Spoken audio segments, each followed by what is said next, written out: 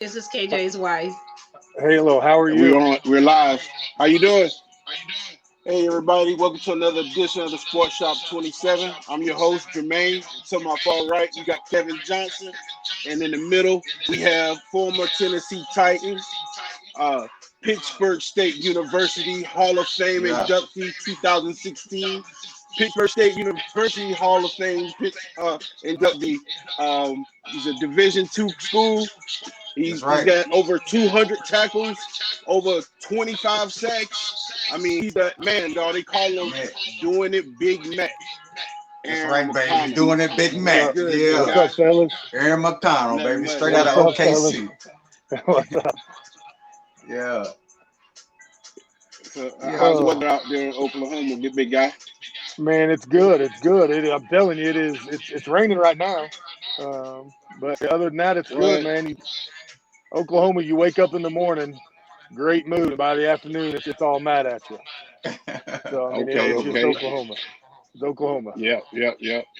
Man, so let everybody know where you're originally from, a little bit about your background, and the reason you started playing football. Yeah, definitely, man. So I'm originally from Choctaw, Oklahoma. Choctaw? Transferred schools over to Midwest City in my freshman year. Choctaw was like 1-9 for like 8 years in a row, and I wasn't about winning like 3 games my whole high school career. So I transferred over freshman year. I transferred over to Midwest City. That's where I met good old KJ over there. That's right, man. That's where we become teammates, and so. I graduated in '99. I went to OSU first. That's where I had my scholarship at first. Life kind of, smacked me in the mouth and sent me to Pittsburgh State. And it's the history from there. You know what I mean? Football was always. My dad owned a body shop and a record service, and my brother always went with my dad to work, and I always went with my mom to shop. And just because I had to look good playing football. And then, it stuck with me, and I fell in love with that game. That's what's up. Man, that's what's up, man. So what other sport did you play in high school, though, besides football? Man, I wrestled. I was a 2-time state champion, a national champion heavyweight. And then I was a state champion shot put. I tried to throw the disc. I couldn't qualify the girls' disc with it. I couldn't qualify the distance to be qualified for girls' disc. I was horrible in disc. You get that fat body spinning in a circle, and it's brutal. Yeah, it didn't work well. And then, man, I'll tell you the craziest of the whole deal that don't even know if anybody knows, man. I was a cheerleader as well. In college, I was a national champion cheerleader. Okay, now go ahead, man. That's that secret. Hey, that's that secret life you don't tell everybody about.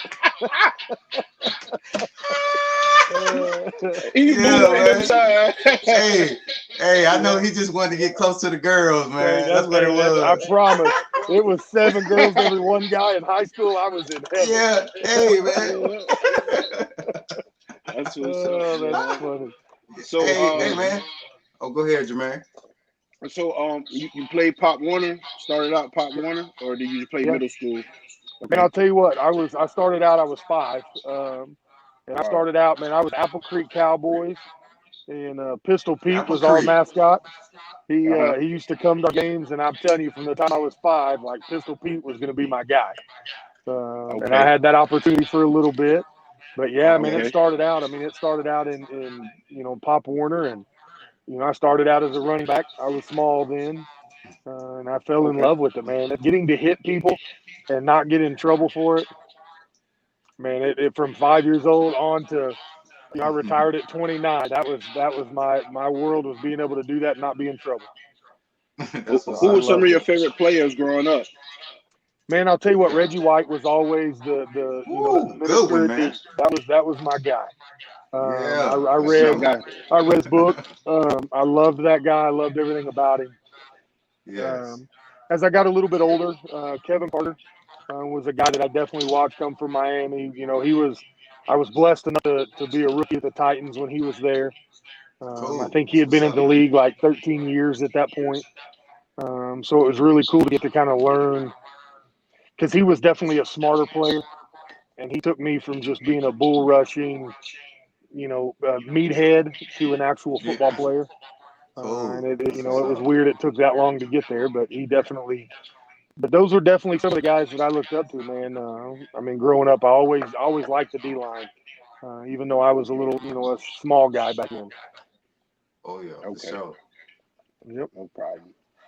So, you did shot put, no basketball? No, and I did do basketball a little bit. I did it a little bit, and I learned real fast. You only get 5 fouls. You ain't break nobody's ankles, did you? No, there was no break. So you was I don't letting even me know I got the dribble. Hey, I don't even know they ever let me dribble. It was like, hey, you just stay on that end of the court. Just stay down there. No, I tried to play basketball, and I thought I was good. But that quickly went away in about I think 8th grade. I started wrestling, and I got to grab people and actually do what I wanted. That's Cade right there, right? That's I just saw that come up. That's my son. Yes, sir. What's going on, Cade? What's up, man? I see him on there. I see him watching.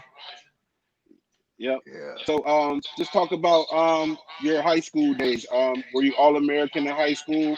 You went to Oklahoma State first, and then you left and went to Pittsburgh State. Let's talk about that a little bit. Man, I'll tell you. So high school, like I said, I transferred over to Midwest City. I didn't know anybody. I had to kind of learn my way at Midwest City. I ended up before my senior year being a blue chip All-American. Then after high school, I had a few offers. I took all 5 of my visits. I committed with Colorado. It was the first ever visit I took. So the first time I'd ever been on campus. How was that? Man, it was you walk out of that stadium and you're looking at mountains and and there's snow in the mountain mountains. View, baby. Yeah. Man, it was. And again, back can't breathe back there, can you? No, you couldn't. I'm walking up the stairs, go sit down, and I'm having to take a break. But again, I was young. It was Colorado looked great. Neuheisel was the coach. Cool. I committed. I mean, on my very first ever visit, I committed with Colorado. And then I ended up going on a couple other visits after that. We went to Nebraska, Tennessee, OSU. When I got to OSU and back to that Pistol Pete was my guy, and I had to call Coach Neuheisel and tell him that I was decommitting because I wanted to go to OSU. I was coming there with you, man. If I would have stayed out there, man. No doubt. Yeah, they was highly recruiting me also, man. They gave me an opportunity to put on Barry Sanders jersey. I know I'm supposed to tell nobody, but it's too late now. Right. Hey, man, it was just an honor, man, because I didn't even know who Barry Sanders was at the time. I'm just being straight up. I was too busy in it, watching Michael Jordan do his thing. You know what I mean? Right. So that was just an honor, man. But if I knew I would have stayed there, we'd been teammates again, man. But, absolutely, man. That would have been awesome. I think sometimes people always ask me, I left there after my freshman year. Kind of mid redshirt freshman year. It was before, I think it was right after the first season game. I left, and I ended up going to Pittsburgh State. I coached Stoops his first year at OU. I went up there on a visit. It was right before their first bowl game there in Louisiana. My brother played at OU. And so I went up on a visit, and I found out from D1 to D1 you had to sit out a year, right? They didn't have that transfer portal back in the day. Yeah. And so I didn't want to lose a year. And my high school coach was a Pittsburgh State alumni, and he come over to the house one night and said, "Man, you need to go to Pittsburgh and visit." I said, "Man, I'm not going to Pittsburgh. That is too far away from my family." Yes. Well, I didn't know Pittsburgh State was in Kansas, 3 hours up the road, Right. So I went on a visit, man. I'll tell you, I fell in love. Cool. I went out there. They were having a team camp the same week I was there, and I met Coach Beck and some of the coaches, and that was on a Tuesday. On Saturday, I packed a U-Haul and moved to Kansas. I mean, I knew I had found home. So was you there? Like, was any of your teammates from Midwest City? Did they come with you, or? Yeah, well, they didn't come with me, but they were there. So Milan Darby. Darby was a running back. Yeah, shout out to Darby. What's up, man? Yeah, we're actually good friends now. He's here. He runs a youth football program in the city, and I run the one out here in Choctaw. So we still see each other often. That's what's up, man. So y'all doing big things in the community. That's what's up. Right. Mike Rose was at Carl Albert. His dad was a legendary, Gary Rose coach. He come out. He was actually my roommate at Pitt State. But yeah, we had a couple Midwest City boys, not too many of them. Okay, that's what's up, man. But it definitely, people ask me all the time, would my path have been different if I would have stayed at OSU? You know what I mean? I don't know. I don't know. I don't care. I don't think about it. God sent me from OSU to Pittsburgh State, and my freshman year I met my wife, and that I know that was God's plan, was for me to go to Pitt State. There you go. It's destiny, man. For sure. That's what we call destiny. For sure. Absolutely. Yeah. So congrats, man. Thank God for the blessing and the path. Right. And you're a Hall of Famer too, right? Yes, I am, man. I got inducted. It's funny. So Pitt State has this deal where you can't get inducted until 10 years after you play. Wow. And you have to have graduated. You have to have a college degree. Oh, okay. That's big. I left a semester early and went to the NFL. And so after the NFL, went to the Arena Football League. Well, 8 years later, I moved back to Kansas, and my dream was that Hall of Fame. And so I went back to school to get my degree. Plus, I wanted to have that degree. Well, let me tell y'all something, and I tell athletes this all the time: get that degree when one, they're paying for it, and two, the teachers know who you are. Yeah, that's because right, when you go back and get it after you retire, nobody knows who you are. You're nothing but the old guy in class. And you got to pay for it. It's tough. Yep. It is a whole I know what other you're talking world. about with that. That's what happened to me, but it's all good. But I finished though, So right. That's the deal. I mean, you finish. I tell my kids that all the time, man. As much as my kids make fun of me, if I didn't have that degree, that would just be another thing they'd make fun of me over. Ooh, I'm telling you. So I promise. But yeah, it was definitely going back and getting that degree was the steps I need to get in the Hall of Fame. And so that's a huge honor, man. Yes, it is. We're standing out, walking out to games. You're always standing up to that wall of fame, and you're reading different people's stuff, and you dream of being in that Hall of Fame and being on that wall. And so it's really cool knowing that there's kids now standing in that same hallway and they're looking at this pretty mug. That's you know what man. I mean? You my boy. I'm telling you, man. I'm proud of you, man. Thank you. Man, congrats. You had to put in work, It's work. Yeah. And work, and to get in that Hall of Fame, it wasn't just work in college. You know what I mean? I had to go 8 years later. I had to go back and put in more work. But I was determined to get in that, man. I really, really, really wanted to be in that. Be in that Hall of Fame. I definitely wanted to be in that. So I'm glad we're telling your story, man. So, this is big. So talk about going to the combines and trying out, doing your workouts, and playing for the Tennessee Titans. So after college, we I signed with an agent. I'm an agent out of Choctaw. Goodness, an agent out of Chicago. All right, cool. And he moved. I had my son. My oldest son was 1 year old at that time. And so we moved, me, my wife, and my son moved out to Chicago and lived in an apartment that my agent gave us. And so that way we could go train every day. And man, we lived in that apartment. We woke up in the morning, a van picked us up. We went and worked out. That van brought us back at about 5. We had a chef that had all our dinner and stuff, cooked for us. And you went to your room and you went to sleep and got up and did it again. We did that for about 2.5 months. It was brutal. But it was obviously that goal, that dream. And so then we went, we had our pro day there at Pitt. And once that was over, man, there was a lot of talk of, 4th, 5th, 6th round, somewhere around there. And so you're sitting there in the draft. And the first day of the draft, the first, second, third round, I went golfing with my dad and brother. I wasn't even worried about that first round because I knew I wasn't in it. And then that second day, man, it was every call, every number, every round. You're just sitting there, on pins and needles. Hands sweating. Man, just knowing some of the guys that are getting drafted and your numbers are blowing their numbers away. Oh yeah. But truly, you're from Pittsburgh State, and you were definitely behind. You definitely had to work hard. And these guys are from other schools, And so no matter what my numbers were, no matter what my stats were, these guys were getting the opportunity.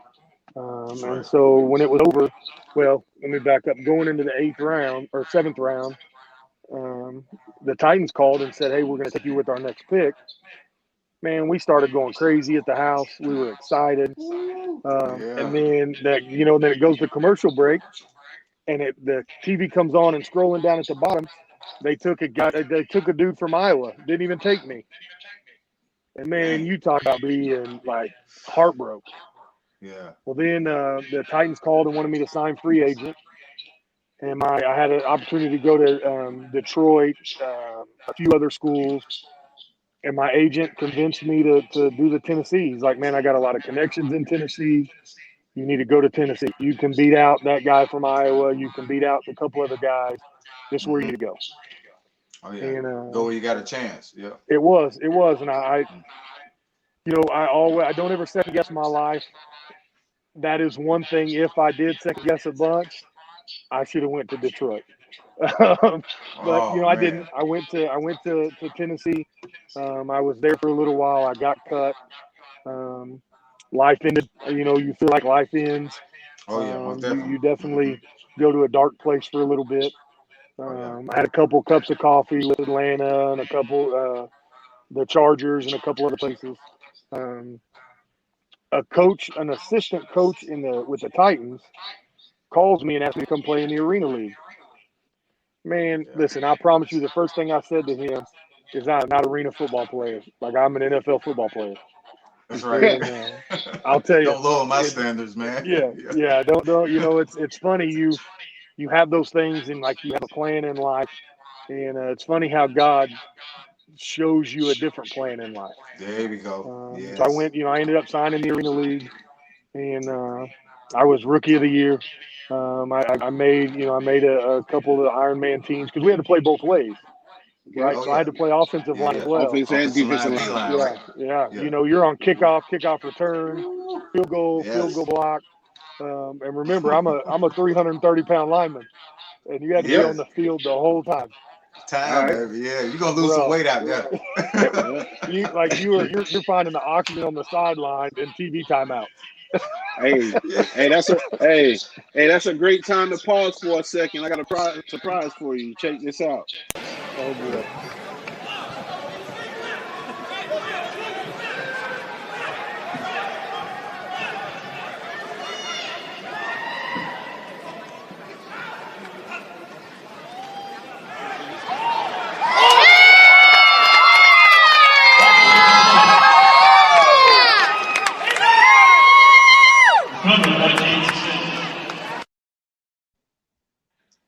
Yes, sir. Hey, I'll tell you, Mac attack, baby. Hey, I got a funny. Let me tell you. I'll tell you a funny story with that one. All right. So I had kind of retired. I walked away, was done playing, and I opened a gym where I trained. It was a 24-hour gym. I had 16,000 square foot indoor turf. I trained kids. I thought I was done playing, so my workouts went to a little more of food than weights. And so a guy named Derek Rasmussen, he was a quarterback for Central Missouri, a team we played in college. He was the head coach of this Kansas City indoor arena football team. And he called me one day. He said, "Man, listen, I need a lineman." He said, "I only need a lineman for a game or two." I'm like, "Dude, I ain't put my hand into the ground in 2 years." He goes, "Mac, you can do it." He's like, "I know you can do it." He goes, "I'm telling you, listen, all I need is somebody to be in the box. In case somebody gets hurt on offense or defense, you can come play." I'm like, "All right, dude, I got it. You're going to pay me how much, whatever." I show up on Saturday. The game's on Saturday night.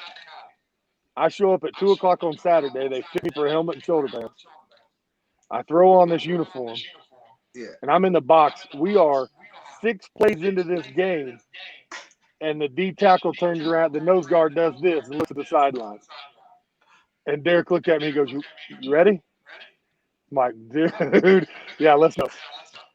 Listen, I had 3 sacks, fumble recovery, and I was player of the game. and I couldn't walk for 2 weeks after the game was over. I was so sore. I was miserable. But I learned one thing, like these young guys were calling out their blocking schemes, and they just so happened to use the same schemes we used in Alabama. I knew who was blocking me, what way they were sliding, what the snap count was on. And after halftime, one of our linemen comes to me and goes, man, how are you killing them so bad? I said, all right, man, I'll go ahead and tell you my secret now. I'll share the love. I said, here's their blocking schemes. I said, when they call 30 and 40, I said, here's their blocking schemes. I was going to go ahead and shine first. And then I told him. But yeah, that was, man, I hadn't played for 2 years. And the cool thing was my kids, a lot of the kids I trained, a lot of the adults I was training on the fitness side, they all got to drive up to Kansas City, an hour and a half away, and they got to come watch me play. And so it was all these people, all these kids I was trying to tell what I do, they got to see that in action. And so that was a really cool, that was a neat deal to get to go do. I was miserable for about 2 weeks. I mean, I couldn't get up off the toilet without grabbing the wall and trying to have to stand up. I was so sore. But it was fun. That's what's up, man. Yeah, that's a cool video. That's funny. I forgot you about played that. for Chicago Rush too, right? Yeah. I never really went down and played. The league folded, so they had a couple. Bon Jovi, John Elway, Tim McGraw. A couple of those guys started buying into the league, and they felt like we were overpriced athletes in the Arena League, and so they folded our league and revamped all of the financial payment and of the pay scale, and then they opened it back up a year later. And so I never ended up going down to Chicago. Oh, okay. So yeah, but yeah, I was on the roster. Okay, that's what's up, man. Yeah, we had a teammate play for Chicago Rush too, Woody Dangler from Clemson. I don't know if you knew absolutely. that. I know that name. Yeah. Absolutely. All right, yes, what's up? That's funny. Yeah, that's crazy. But yeah, it was fun, man. I'll tell you, the Arena League, the cool thing about the Arena League, and I tell people this all the time, the cool thing about the Arena League, man, is we took our helmets off. After the games, we walked around the wall and signed autographs. Man, you'd be out there an hour after the game. We always say the NFL was the no fun league and the AFL was the all fun league. We actually got in the community. We knew, we weren't just football players walking with their helmet on. The game's over, they go in the tunnel. You know what I mean? We stayed out and we interacted with kids. We brought kids out on the field and played catch with them and stuff like that. So it was pretty cool. That's what's up, man. Yep. Giving back. Yeah. Yep. That's good. So did you have any injuries or anything while you played, or surgeries or anything like that? I did, man. I was a bull rusher. That was my thing, was a big bull rusher. And so I've had 3 surgeries on my right elbow and 4 on my left elbow. I have no labrums in my shoulders. I still don't have a PCL. I never had my shoulders fixed because everybody I always met that had their shoulders fixed, that kind of ended their career. And so I just went the rehab route with those. My PCL in my knee, the doctor told me my quads were big enough that that I didn't have to worry about my PCL. I've had surgery on my thumb. I've had surgery on my toe. Since then I've had back surgery. There's definitely some days that I remember I was a football player. Man, for sure. But I mean, I say that as much as I say all those injuries, I have teammates that truly are miserable every day. I'm not miserable every day. I run around with all my kids out on the field. I don't, there's not really, I lift, I CrossFit. There's not really anything I can't do. I don't lift heavy anymore because there's no reason for it. But I definitely, there's very few things I can't do. So I'm blessed in that side of it. Man, yeah, you are, man. Yep. A little different from me, but. Yeah, that's what I'm saying. I got a lot of friends, man, that are brutal. We talked a little bit the other day. The head stuff is definitely something you feel. There's definitely a battle every day.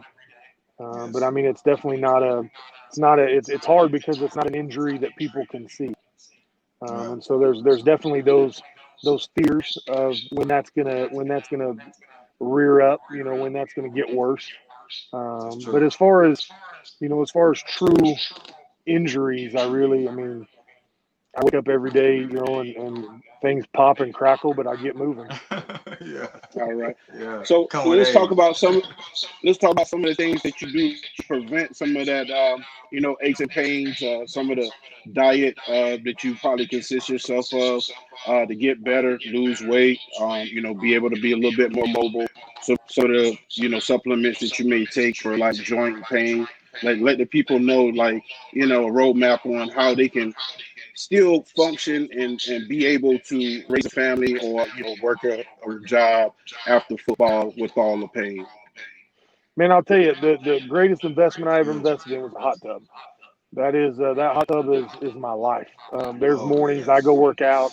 I get home at 7 a.m. I jump in the hot tub for 15, 20 minutes.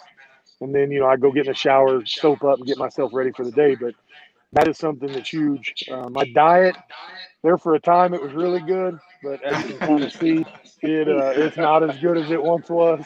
Yeah, it's all good. It's all good, man. Having 3 kids and coaching, that we consist of what are we going to have for dinner? It's usually what's on the way home from practice or game, or So I mean, that's definitely tough. It's something that every day I tell my wife, well, I'm going to start a diet tomorrow. I'm going to eat healthier tomorrow. So that's a constant battle. That's still a battle. Yeah, keep telling yourself now. Don't give up, man. That's a constant battle. I'll tell you, I'm jealous of when I see linemen that have lost 30 and 40 pounds. That I really do get jealous of them. I am. I'm like, I get like a man crush on them and wish I could figure out how to do it myself. Yeah. It is definitely that's a battle. But man, I'll tell you, I'm the glucosamine. There's still times that I take Mobic, an anti-inflammatory. There's times things, rear its ugly head, and I got to throw that Mobic in there. I'm definitely vitamin C, vitamin D, multivitamins. Oh yeah, most definitely. I joke, and I'm at the fat guy old age where I do take a blood pressure medicine every day. I hate it, but I do. We gotta do. You gotta live. Man, I was in 2014 or 15, I think it was. I had to have heart surgery, and I had, when I owned my gym. So it's funny, people talk about the addictions of football players, and whether it's pain pills, alcohol, some of those things. For me, it was caffeine. I was getting up at 4 a.m. and going and training my adults. And then I would have my kids, I train all day long. I'd have my kids' classes in the afternoon and evening. And then I was doing paperwork in the gym, in the business, till 10, 11 o'clock at night. And then I was back up at 4 doing it again. And I got to a point where, like, I would have a pre-workout in my head, not because I was working out, but because felt like I needed it. If you walked in my gym and you had a tub of pre-workout that I had never seen before, I was stealing a scoop of it, adding it to what I had. And that wasn't enough. And I ended up finding caffeine pills at Walmart. And I was taking 2,000 milligrams of caffeine a day. Wow. In a can of Coke is 120 milligrams. In a can, in a can of Coke.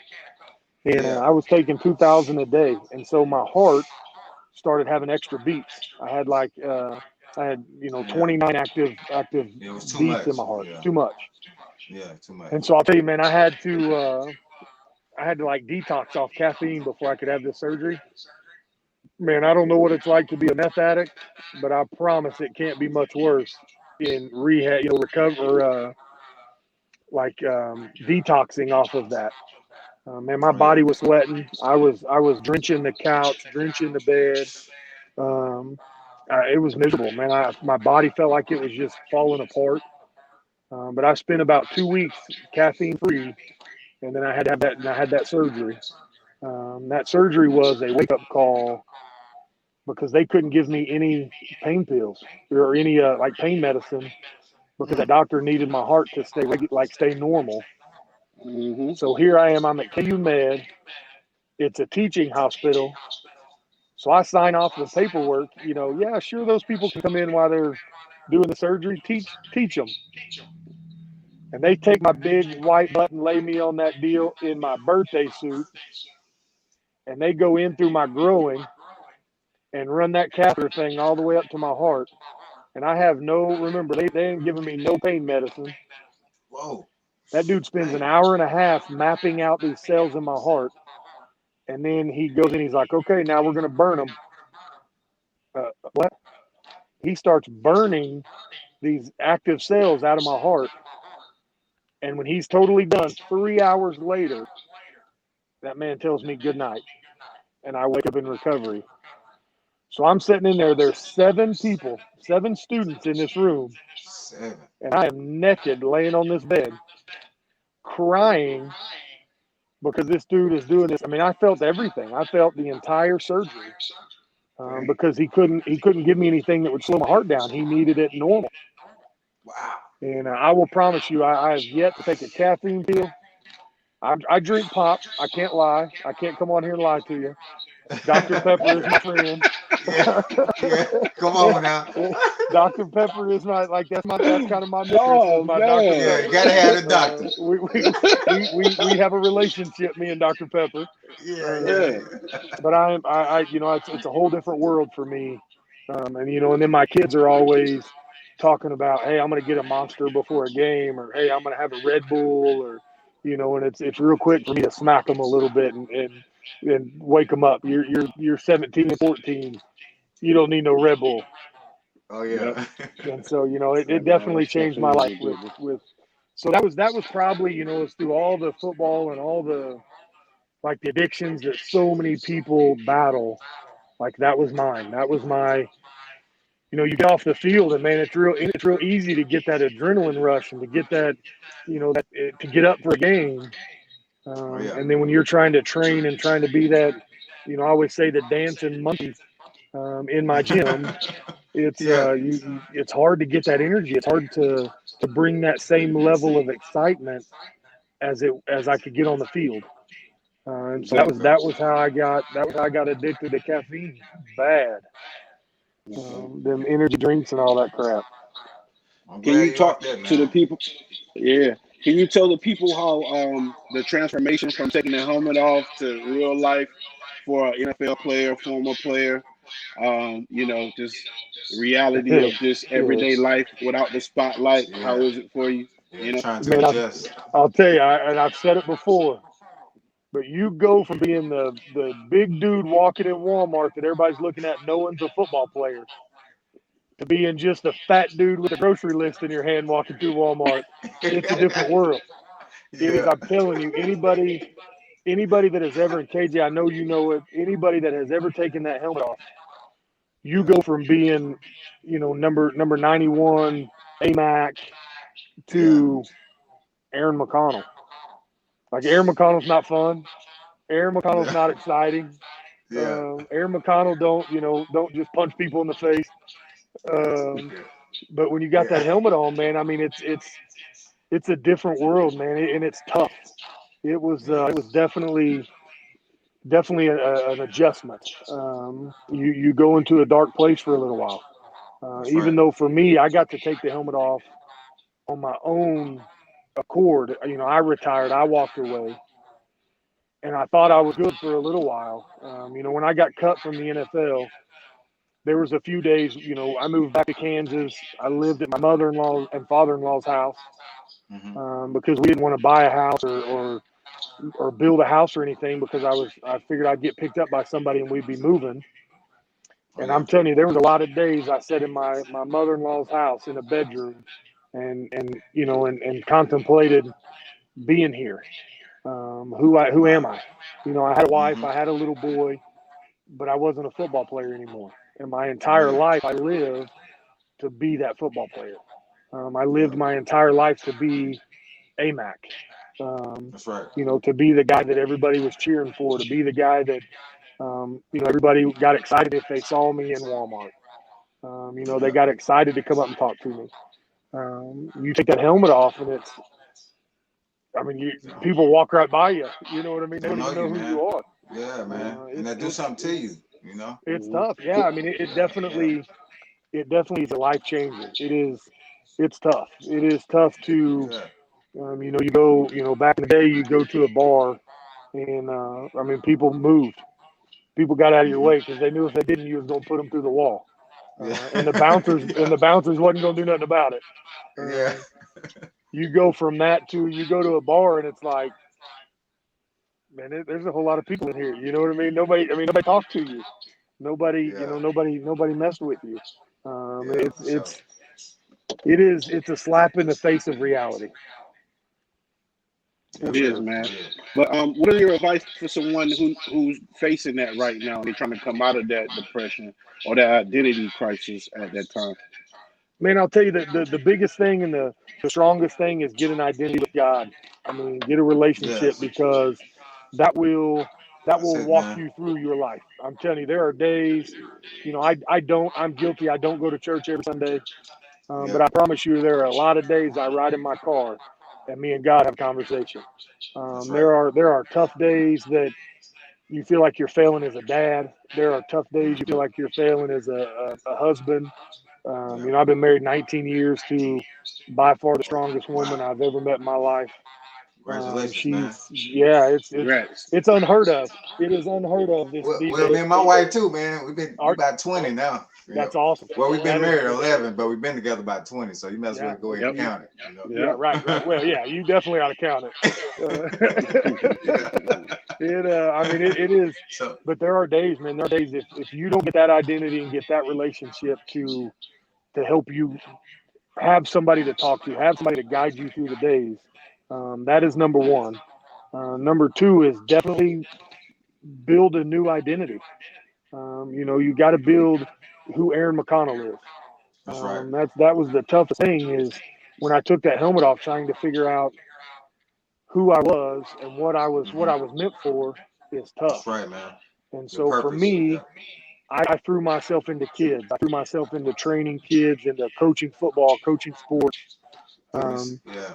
Doing good that was deed. that was Yeah. that was my deal. I didn't. I mean, there was other avenues, but for me, it was the kids. I mean, it was definitely they saved me when I got to be Coach Mac. I wasn't just Aaron McConnell anymore. At that point, to these kids, I was Coach Mac. There's so many of them that I would train or be around for 2 or 3 years, and they'd walk up to me and they'd go, "You played in the NFL? You played professional football?" I'm like, "Yep, I did." But they knew Yeah. me as Coach Mac. They didn't know me as Yeah. A Mac, NFL player. the Hmm. football player. And so That's right. I built that identity to help me every day because you have to have something. That's right. That's the hardest thing is to take that helmet off and realize that there is still space in this world for you. There is still something in Yes, this sir. world, Yeah. whether God For you has to shown do. it to you yet, it is there. Yeah. Yeah. You wake up every day. I have so many friends and old teammates that don't wake up in the morning, or they're driving down the road and somebody comes off a cliff from out of nowhere and lands on them. I mean, some of the weirdest things in the world. And it's like it was absolutely their time to go. They accomplished what God put them here for. It was their time to go. And That's so if right. you wake up every morning, God still has something to do. For you to do. Yes, sir. Yes, sir. Good So, stuff, man. where the people can follow you at on social media and all your platforms like Facebook, Twitter, Instagram? Let everybody know where they can find the sauce, Big Mac. Man, I'll tell you what I am. Can y'all see me? Yeah, we see you How? now. Okay. Yeah. All right. Yeah. Man, I'll tell you what. On Facebook is Aaron McConnell. You'll Uh huh. see.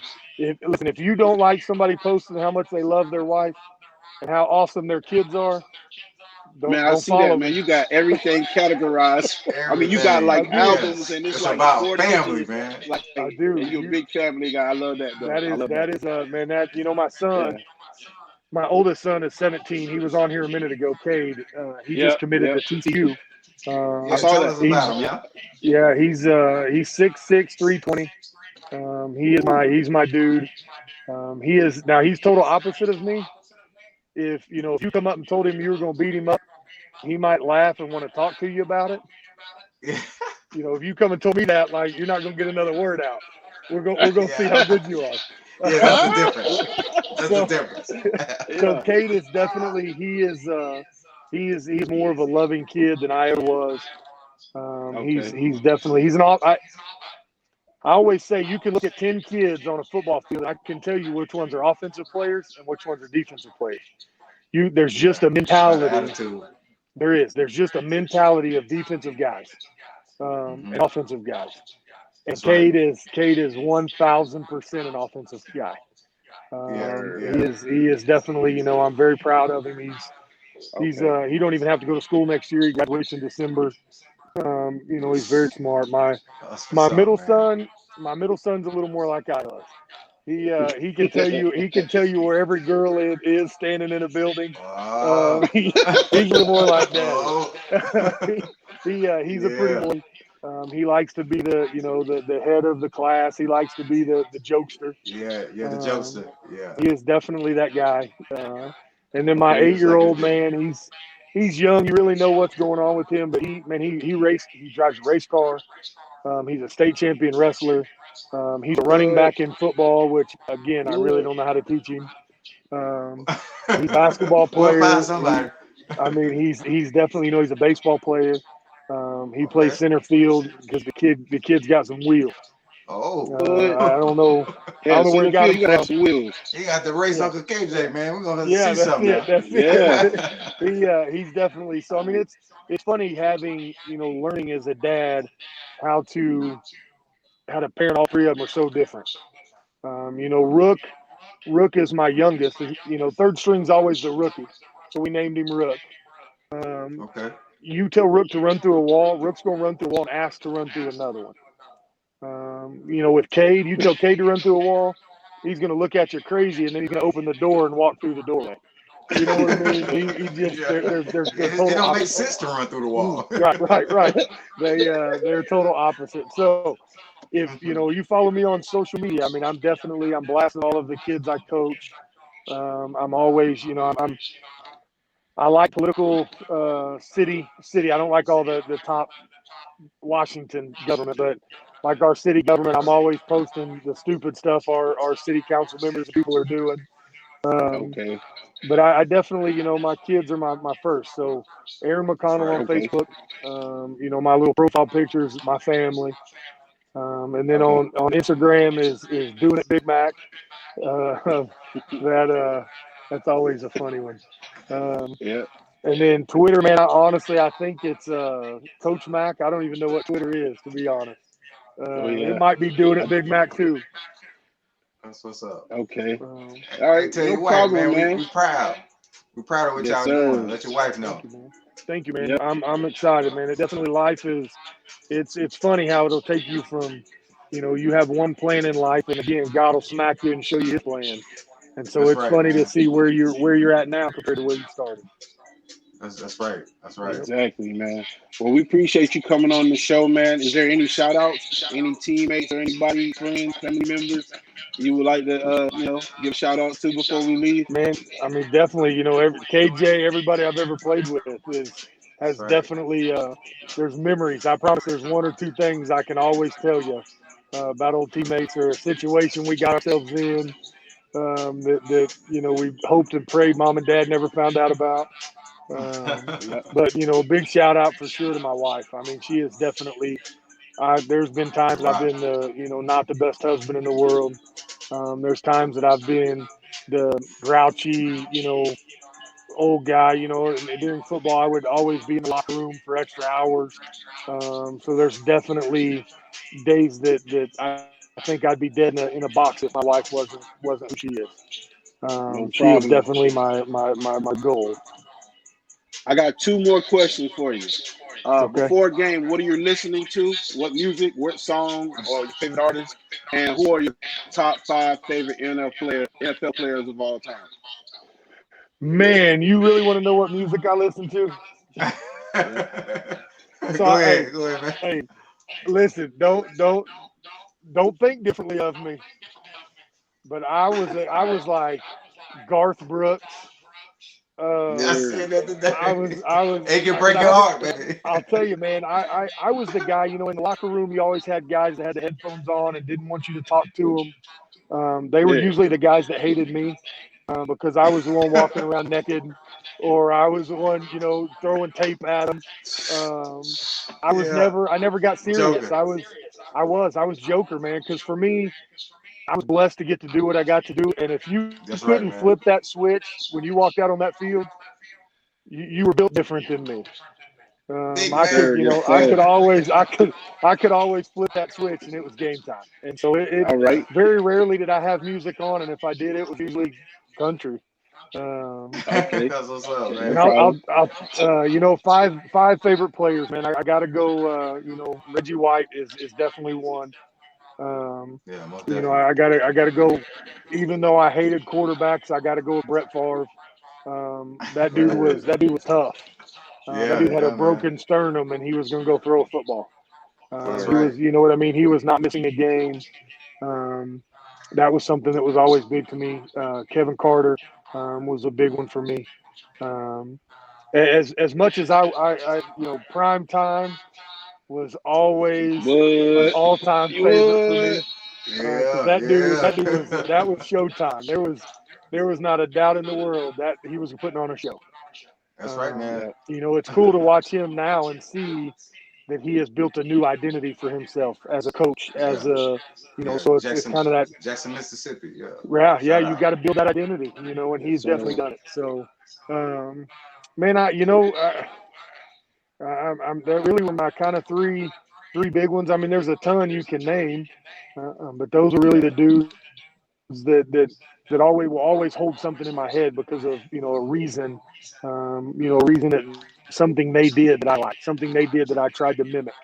The Brett Favre, I always played with injuries. Like I very rarely missed practice or games. There was always, that was always a mentor of mine. Right. Yeah. Right. Reggie White's on your list too, right? What's that? Reggie White. He's on your list too. Reggie right? White. Absolutely. That was my number one. Yeah, Reggie White was my number one. That dude invented the club. I mean, how can you not love that guy? Right. And when you hear stories about him before games, people hated him. He was always joking around or messing around before games. Like he truly could flip a switch. He didn't have to spend 48 hours getting ready for a game. Like, when that clock had a minute left before the game started, that dude was ready to play. That's right. Yes, sir. That's right. Yep. Hey, man, we appreciate you coming on the show. Good luck with your future endeavors. Tell the wife and kids we said hello, and we appreciate you for coming on. And also let your team know that we said hello, and we like to bring them on too one day if we could. Absolutely, man. That I was getting ready to get out. If you got 5 seconds, let me show you around here. Yeah. Let me show us what's that, man. Give us a view. I got to figure out how to flip this camera. If my kid was here, he'd show me. Hang on. I can't flip it. So I'm just show the people what OKC look like. Shoot, I ain't seen it forever. What we got? This is Choctaw High School. That's okay. you got 30 first and second graders out here doing getting ready for flag football. You got 8th grade. You got a whole team of 14 8th graders out here getting ready for 7-on-7. This is I'm walking. I'll get a little bit closer. This is definitely my world, exclusive. Right? Ooh, okay, man. You guys are getting exclusive from Hall of Fame MIAA 2016 inductee Aaron McConnell, Pittsburgh State University offensive line. Yeah, man. Thanks, guys, for having me on, man. That was awesome. Anytime, I love talking. Oh yeah, man. No problem, man. Hey, we love to have you back on. If we can get to the team, we'd like to say hey to them, and then we'll just close it out. If it's going to be a long walk, we'll just catch you another time. Look, I'm almost through. Oh, nah, man. We're going to wait on this. Go ahead, man. Go ahead, jog a little bit. My man. Here, I'll let you. I'm on. Here. Yeah. We got to talk to the team, man. What's up, guys? Welcome to the Sports Shop 27. This is my Shop 27. Look at him. What's up, man? What's going on, big guy? Yeah. That's my youngest. Look, you got youngest. Turn that way. Look at this hair. Look at this hair. Long hair don't care. Long hair don't care. That's what I'm talking about. And You then, do that when you score a touchdown. oh yeah. And then down here's all my 8th graders are down here. But yeah, man, it's cool. This is my world. That's what's up, man. In your happy place. Absolutely. Yes, that's right. Cool, yes, man. We gotta, hey, Jermaine, we gotta go out there and visit now, man. You don't give us a tour. We gotta go out there for real. I know. Come on. I'd love to have you guys out anytime. That's what's up, man. Mac, Hey, man, Mac, come here. appreciate you stopping by. Okay, let's see him. You say hi. Yeah. Oh, Hey, what's up, man? Yeah. Nice to meet you. I'm Jermaine, and this is KJ. That's Jermaine, and that's KJ. These are this is a guy I played high school football with. He played football at Clemson. That's right, man. You say hi? No. Hi. What's up? All right. Hey, what's going on? Cool. All right, man. Well, hey, you guys just tuned in to another edition of Sports Shop 27. I'm your host, Jermaine Colter. KJ to the right. And we'd like to thank special guest Aaron McConnell for coming in. Man. MIAA 2016 Hall of Fame inductee, former Pittsburgh State University, former Tennessee Titans, former Arena League football player.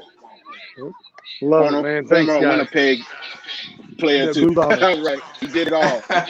Thanks, guys. Man, love you, man. Thanks for coming on. Take care, man. Love you. Peace. Yes, sir. Later.